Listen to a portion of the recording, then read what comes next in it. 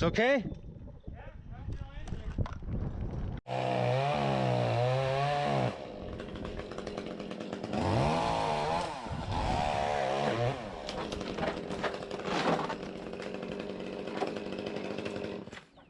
How's it going? Great. That was good.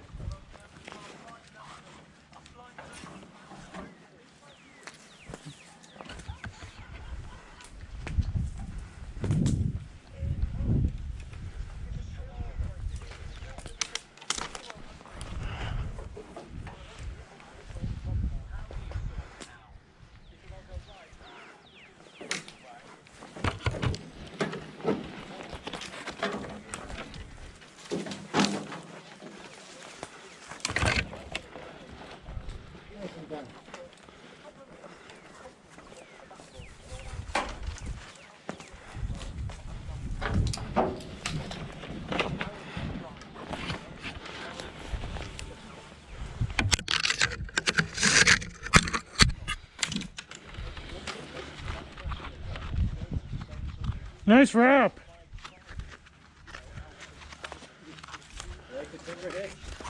Yeah. Simple but complex.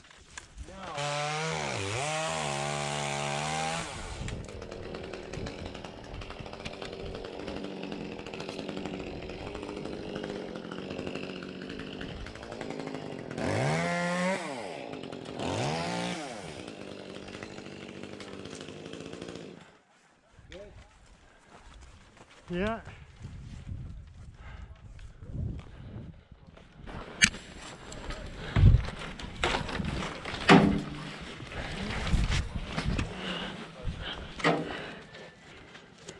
Bigger than you're used to. Yeah, exactly.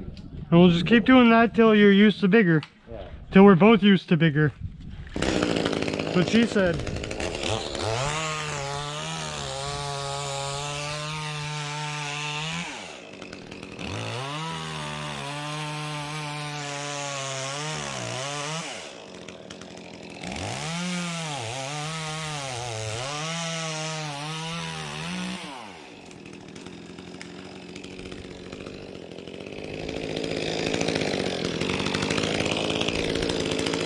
How's the Portawrap?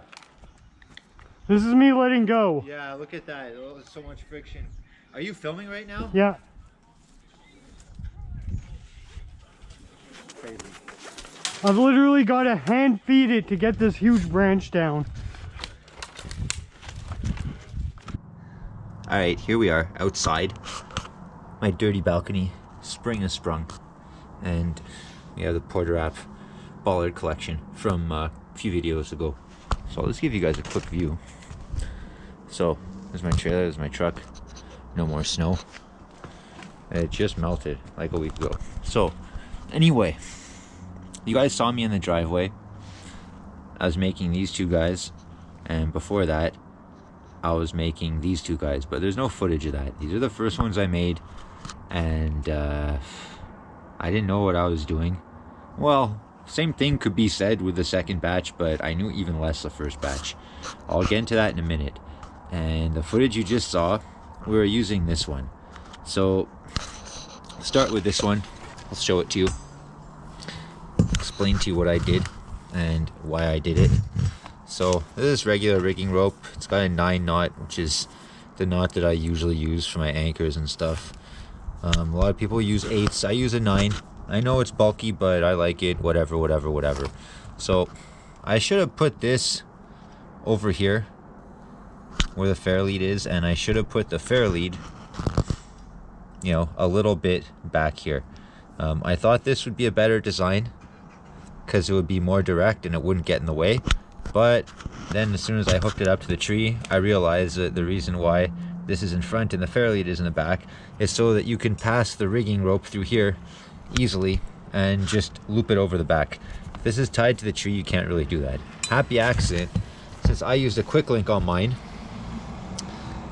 I just passed my rigging rope through the front and underneath, and then I slip it in through here, and then I close it up after that. Now more on the quick links after. So that's the first one that I made, and that's the one that we just used and this is the one that we've used in the field. We've tested them all out, but this is the one that we've used, I believe, on either 2 or 3 jobs so far. So, and we've tried to rig some pretty heavy pieces, and it works. More on that in a little bit. This is the bollard that we made that same day. So, has a quick link here. Again, that's just to guide the rope and to feed it in. It's got, you know, what you could consider 2 fair leads, and then the fair leads in the front. The welds turned out nicely, all things considered. You know, not perfect for aesthetics, but they it was primarily to make sure that it's strong. So yeah, it's not beautiful, but pretty good. No holes or anything like that. Again, not like beautiful, but the quality of the welds are good. And in the back, what I did on this one, put 4 pieces of square tubing. I'll get into why I put 4 instead of why I put a piece. And I cut these out with a torch. Yeah, they're different sizes because I cut them out differently. Yeah, I'm not an expert with the torch, guys, so that's why. So there's this one. That's the bollard. And here's the first bollard that I made. And a slightly bigger piece of metal. In back, like I was talking about, it's got the square tubing, but I put the pieces all along. But the problem with this is that when you want to hook your binding straps, if you hook them from the front, it's okay. But if you want to hook them from the back, they don't fit over the square tubing. Also, it's overkill. Like, I welded everything here all the way down. It's a lot to do to seal everything up. Whereas you could just weld, you know, 4 little pieces. And this one, you'll notice, has no fair lead here. It's missing one. And I could put one, but I tried it without it. It was okay. I'm gonna push it to its capacity a little bit and see if it works well without it. Otherwise, if it doesn't, I'll just add one. But I don't want to add one. It's a pain, you know. Well, it's a pain. It's already made. It's already painted. Yeah, it's not the end of the world, but I would have to. This is very thick metal that I use. I just used what I had, and it sucks to drill through it, so I punch holes in it with the cutting torch. So I would just punch a hole here and take another piece of the axle that I used and, you know, weld it on. And a lot of them, they're welded on the inside too. I couldn't reach inside with my MIG. Now, the next ones I'm gonna make, I'm gonna use the stick welder. I'm not good with a stick welder. I'm good with the MIG because I used to do it professionally, but more important than that, I practiced at home a lot. And, you know, I accumulated my equipment over time.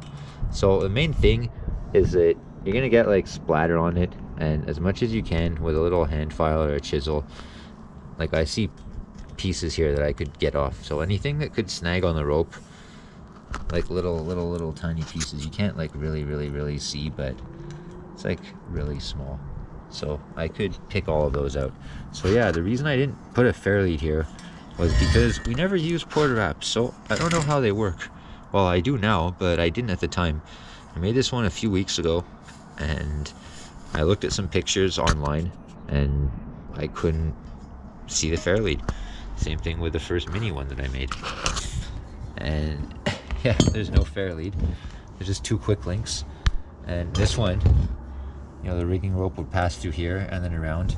I had the same idea of putting the anchor point further back, but this one, the silver lining is that you can use it upside down. I can put my anchor on the bottom instead, and then I pass my rigging rope through the top and in back here, and this acts as a fair lead, and it only goes around once. It's not going to go through the quick link twice. Now, I wanted to use a towing ring, but they're all galvanized steel, and This one too, we tried it out. It's not bad. It's a lot less friction.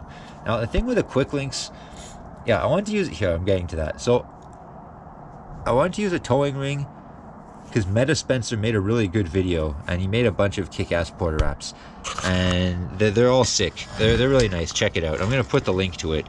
It's fucking awesome, by the way. So he used that, and it looked really cool. And I know they're really strong, but the ones that I found at the store here, they're all galvanized steel.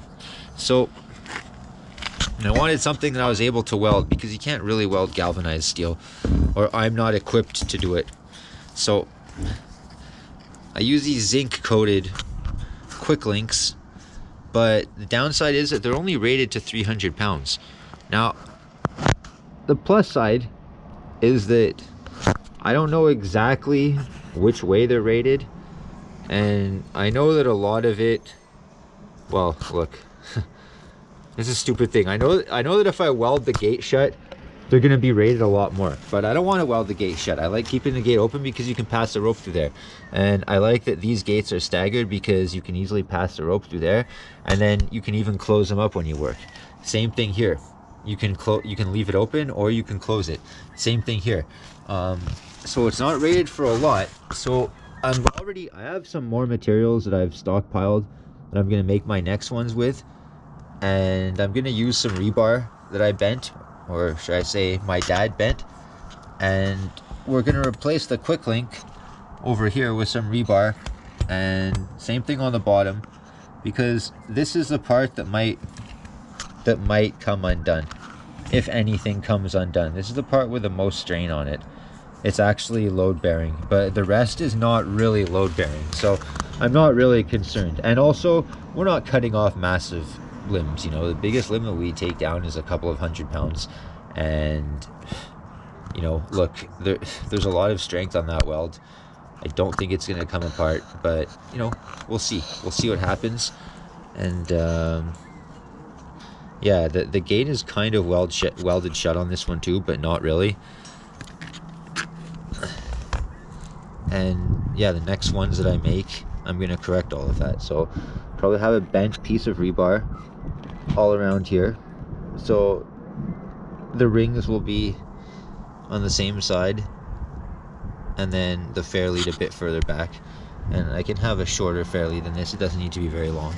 And then I might add one here, and I would like to make one with two of them, with two bollards on it, because I have the material, and this doesn't need to be that long either, but it helps. But the other problem too, I wanted to make a double one before, but my MIG welder would not reach inside, so it wouldn't reach inside to weld this one when, you know, the other one was next to it. So if I use the stick welder, I can probably most definitely get in, as long as I have an electrode that's long enough. But I'm not good at stick welding at all. I've done it maybe once. My dad just got the machine for himself to like futz around on, so no time like the present, and that's where we're at. So I hope you like the video. Leave a thought in the comments downstairs, and I'll catch you on the flippity flip. Okay, peace out, bye.